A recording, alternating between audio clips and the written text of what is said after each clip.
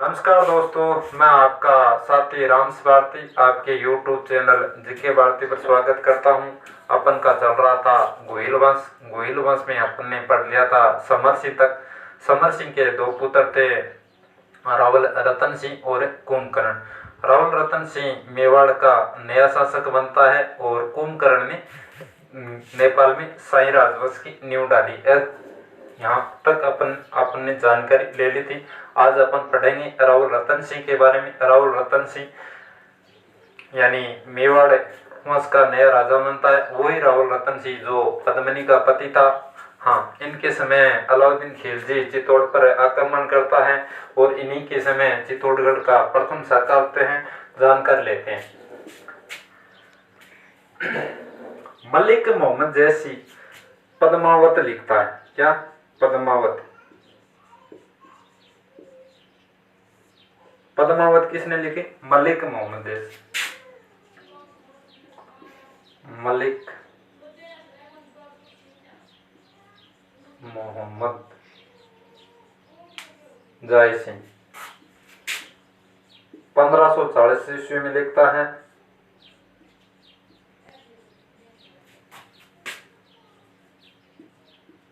ये इसके समय दिल्ली के शासक शेरशाह सूरी थे।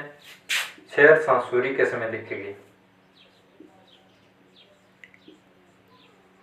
शेरशाह सूरी समय लिखी गई थी। पद्मावत मलिक मोहम्मद जायसी लिखता है 1540। ये घटना के बाद लगभग 240 साल के बाद लिखता है। हाँ, इसमें बताया जाता है कि रावल रतन सिंह का विवाह पद्मिनी के साथ होता है। हीरामन तोता ने इनका विवाह के यानी पद्मिनी के सुंदरता के बारे में बताया था और फिर रतन सिंह ने उनके साथ शादी की। पद्मिनी कौन थी? पद्मिनी, हाँ पद्मिनी। पद्मिनी देखो, यह है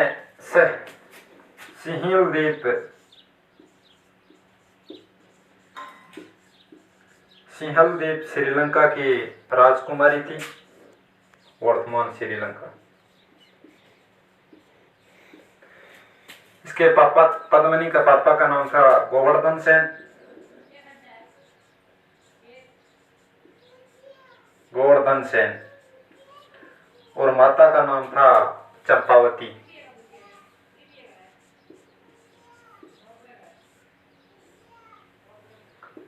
चंपावती। पद्मिनी के सुंदरता के बारे में व्याख्यान करता है हीरामन ने तोता। कौन? हीरामन तोता।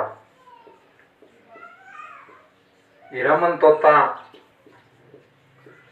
पद्मिनी की सुंदरता के बारे में रावल रतन सिंह को बताता है और रतन सिंह पद्मिनी के साथ पद्मिनी की सुंदरता मलिक मोहम्मद जैसी के अनुसार ऐसी की गई है कि पद्मिनी इतनी सुंदर थी कि जो पानी पिए नहीं तो वो गला में यहाँ दिखाई चाल तो दिखाई दे, और इतनी सुंदर थी कि कोई आईना में दर्शन कर लेते तो आईना फूट जाता था, और कोई गुलाब की पंखुड़ी भी उसके शरीर पर गिर जाए तो उनको यानी खून आ जाता था। इतनी सुंदर बताई थी। इनके साथ शादी हो जाती है पद्मिनी की। पद्मिनी के साथ 363 दासियां साथ में थी। 363 दासी साथ में आई और 2 सिक्योरिटी गार्ड भी भेजा। एक तो इसके चाचा थे और एक इसके भाई थे, गोरा और बादल। गोरा और बादल।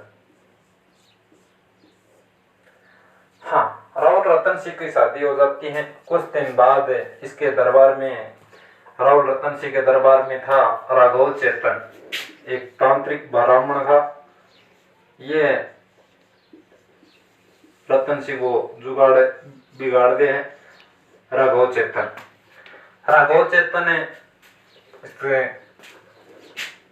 रतन सिंह के दरबार में रहता था। हाँ, तो इनके बीच में राघव चेतन आ जाता है। किसके? पद्मिनी और रतन सिंह के बीच में, दोनों ही बिगड़न खातर। राघव चेतन पद्मिनी को कहते हैं कि कुदृष्टि से यानी गलत नजरिया में देख तो वो रतन सिंह है पोसाए को नहीं, रतन सिंह हो चाहे कुणी हो किंगे कौन पोसावे। हाँ, फिर राघव चेतन को रतन सिंह देश निकाला दे देता है, तो राघव चेतन अपना अपमान का बदला लेने के लिए चला जाता है दिल्ली। दिल्ली के उस समय शासक था अलाउद्दीन खिलजी। कौन है? अलाउद्दीन खिलजी।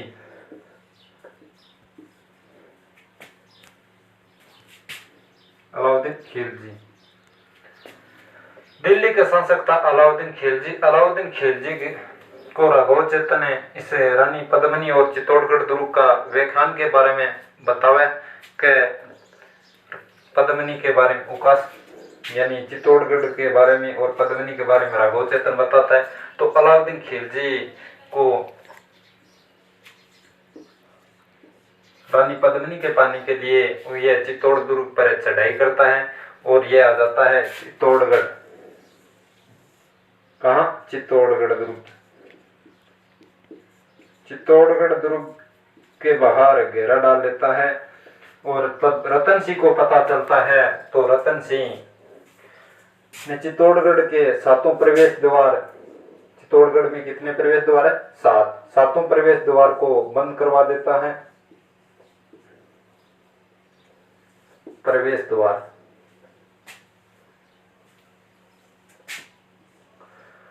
चित्तौड़गढ़ दुर्ग पर अलाउद्दीन खिलजी ने घेरा डाल रखा। लगभग 6 महीने हो गए कोई, और इधर चित्तौड़गढ़ दुर्ग में भी राशन सामग्री कम होने लगी, तो इधर रतन सिंह को चिंता सताने लगी और उधर अलाउद्दीन खिलजी को भी।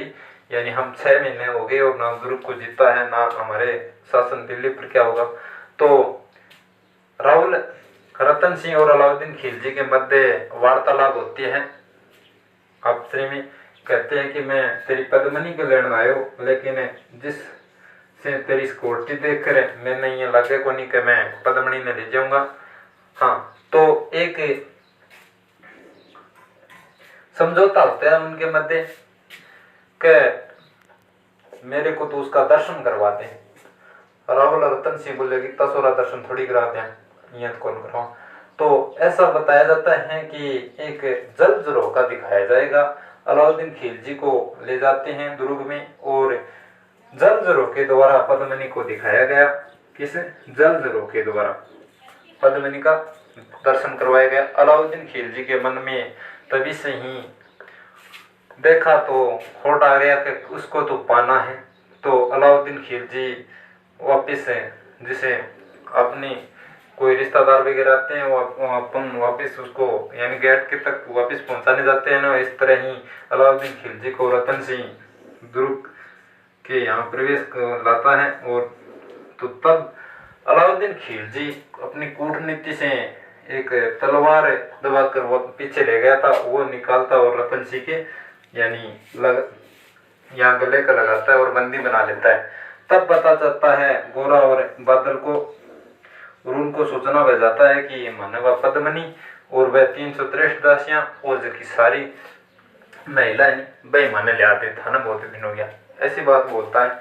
तो गोरा और बादल ने इनको यानी क्षत्रिय वेश में जाते हैं और अलाउद्दीन खिलजी पर आक्रमण करते हैं और ये बहुत ही बेहतरीन युद्ध हुआ बताया जाता है चित्तौड़गढ़ का। इधर रतन सिंह मारा गया और गोरा और बादल भी मारे गए। लगभग 30,000 सैनिक मारे गए ऐसे बताते हैं। और पद्मिनी और अन्य 1600 महिला ने जोहर किया, जोहर, और पुरुषों ने क्या किया? केसरिया।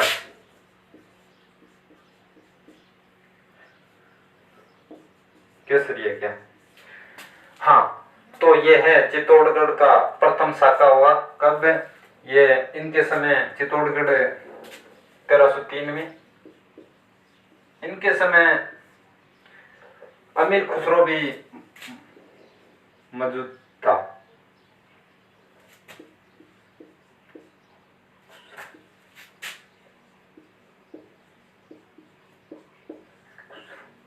कौन है? अमीर खुसरो। अमीर खुसरो भी मौजूद था इस युद्ध में। अमीर खुसरो लिखता है खजाइन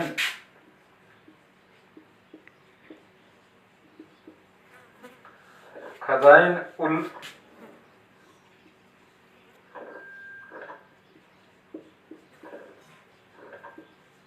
फुतूह।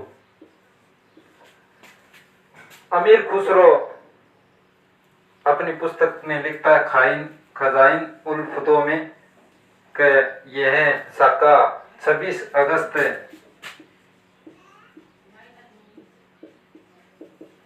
1303 में वाला। यह चित्तौड़गढ़ का प्रथम शाखा था, राजस्थान का द्वितीय शाखा। राजस्थान के प्रथम शाखा की बात की जाए तो रणथंभौर का था, जिसको 1600 में इन्होंने जल अग्निजोर कर लिया था। पद्मनी अति वार्ता राहुल रतन सिंह, यानी इसी के समय समाप्त हो जाती है। राहुल शाखा का अंत हमने पढ़ा था, तब क्षेम सिंह और राहत ने क्या राणा शाखा की नींव डाली। उसी के आगे वंशज बढ़ते गए और आता है अमीर देव, राणा अमीर देव। कौन? राणा अमीर देव, जो 1326 में संशोधित वंश की नींव डालता है। तो यहाँ चित्तौड़ पर अधिकार किसका हो जाता है? अलाउद्दीन खिलजी का। अलाउद्दीन खिलजी का। और इसका दुर्ग को अपने पुत्र खरीज खां को सौंपता है।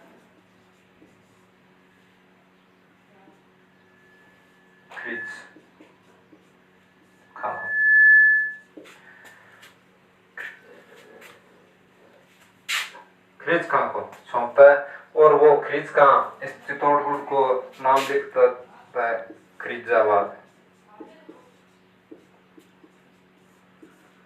खरीज का कुछ स्थान रहता है यहाँ, और यह सोनग्रा चौहान को वापस दुर्ग सौंप देता है। सोनग्रा चौहान कौन है? मालदेव को। सोनग्रा चौहान मालदेव, और उन्हीं को हराकर कौन? राणा हमीर वापस सिसोदिया वंश की नींव डालते हैं। उसको अगले क्लास में पढ़ेंगे। वीडियो पसंद आए तो लाइक करना, चैनल को सब्सक्राइब करना, ज़्यादा से ज़्यादा शेयर करो। धन्यवाद दोस्तों।